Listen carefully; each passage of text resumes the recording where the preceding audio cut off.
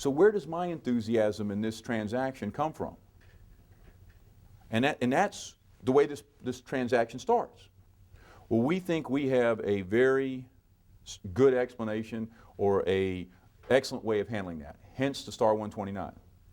Now, to just go back for just a second, Richard, one of the things you said is the angles are not necessarily perfect as it relates to the diamond industry's understanding of what perfection is, which I think is subjective more now than ever before. But think about this, all right, as it relates to what you just said.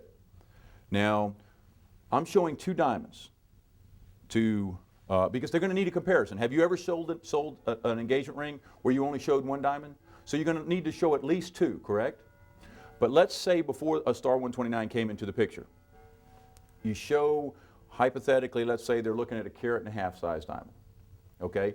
So we show a 155, and let's say that it is a G VS2.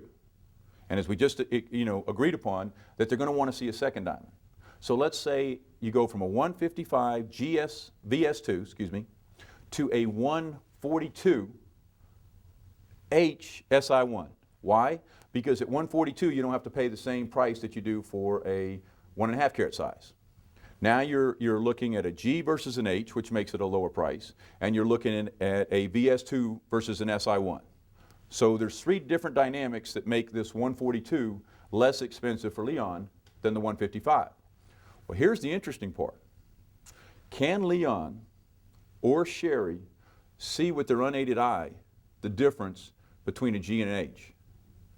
So we're asking him to make a decision, we're asking them to make a decision when they can't see the difference in a component part that represents a different price.